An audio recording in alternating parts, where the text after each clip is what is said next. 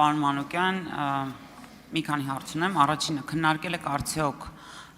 ձեր թեկնածուի հարցը Ուժեղ Հայաստան խմբակցության հետ, սա համատեղ քննարկումների արդյունք է թե ոչ, երկրորդը ինչ է փոխվել Հարգելի գործընկերներ, լրություն խնդրում եմ պահպանել, տիկին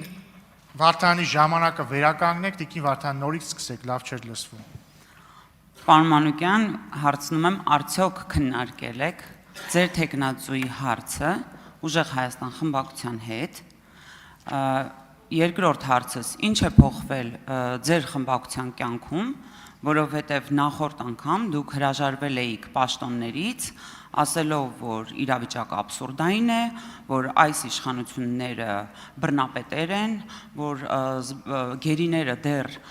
Ադրբեջանում են գտնվում եւ նման քաղաքական այլ հայտարարություններ, որի արդյունքում դուք հրաժարվել եք, ուզում եմ հասկանալ,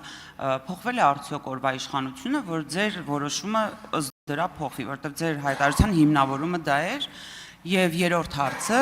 ընտանեկան բռնության մասին օրենքը իմ եւ գործընկերներիս համահեղինակած, ձեր խմբակցությունը, այդ թվում Տիկին Գալստյան, կուզեմ դուք էլ ձեր ելույթում սրան այս հարցին անդրադառնաք,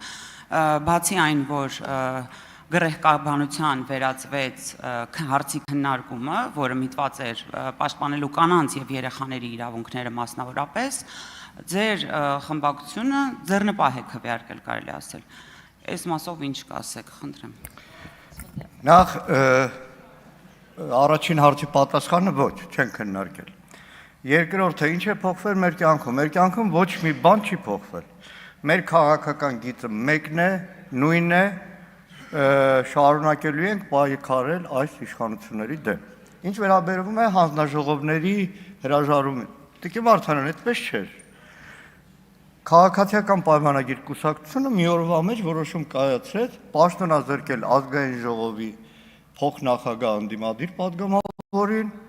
հանձնաժողովի նախագահին, որից հետո կարծում եմ, որ նորմալ ցանկացած մարդը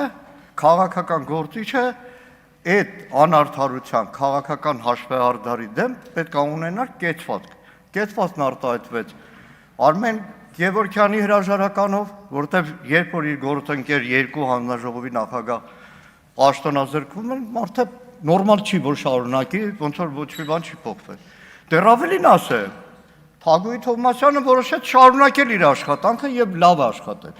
Բայց քանի որ քաղաքացիական պայմանագրի քիմքին դուր չէր գալիս Թագուհի Թովմասյանի մի շարք հայտարարություններ, նույն ձևի որոշեցին Թագուհի Թովմասյանին պաշտոնազրկել։ Ինչ վերաբերվում է ընտանեկան բռնության հետ կապված այդ օրենքի նախագծին, գիտեք, մեզ համար միանշանակ է, որ կանանց նկատմամբ խտրական վերաբերմունքը, ընտանեկան բռնությունը, ցանկացած բռնություն, ցանկացած անարդարություն պետք է օրենքի խստացումով բացառվի։ Այլ հարց է, որ խորհրդարանական գործունեության մեջ ընդհանրապես չգրված նորմեր կան։ Երբ որ որևէ պատգամավոր որևէ նախագծով հանդես է գալիս, նաև իր ոչ դաշնակից, ընդդիմադիր շրջանակների հետ փորձում է խորհրդակցել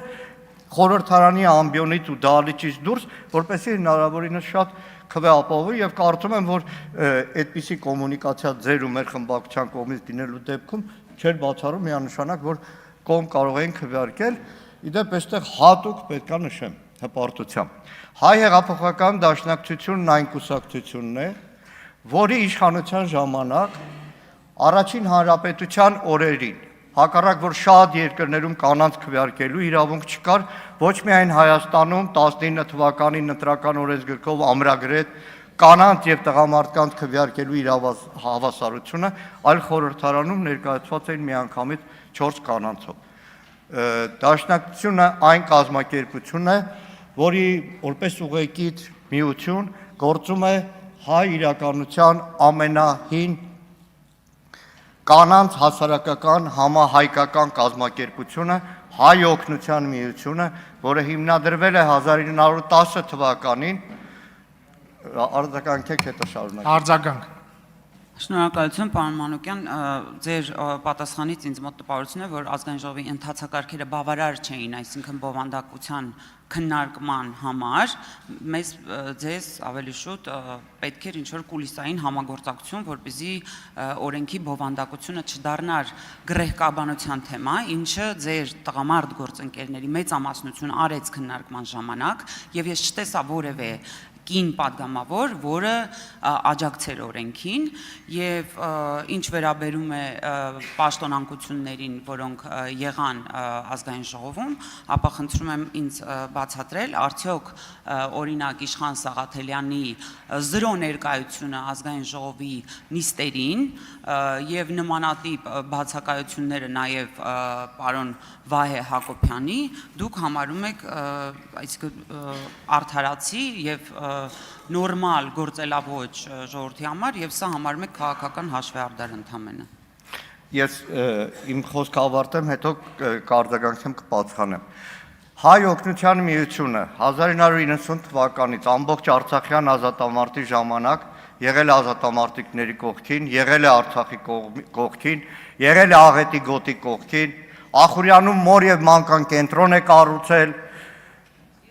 գյուղ է կառուցել, Արցախում բազմաթիվ մանկապարտեզներ, ՄԱԿ-ի դիտոր կազմակերպությունը, իսկ Հայ-Հեղափոխական դաշնակցությունը անդամակցում է համաշխարհային սոցիալիստական սոցինտերնի կանանց կազմակերպությանը։ Ինչ վերաբերում է Իշխան Սաղաթելյանին, Իշխան Սաղաթելյանը իր պարտականությունները կատարել է, թեև այդ ամբողջ ընթացքում նիստ վարելու հնարավորություն չի ունեցել։ Իսկ երբ Իշխան Սաղաթելյանը բացակայել է ամբողջ Հայաստան խմբակցությունը, որտեղ մեր համար քաղաքական պայքարը ոչ միայն այս դահլիճն է, այս ամբիոնն է, այլ նաև հրապարակները, եւ եթե հիշեք, այդ ժամանակ դիմադրության շարժումն էր եւ մենք լայնածավալ փողոցային պայքարի մեջ էինք։ Շնորհակալ եմ։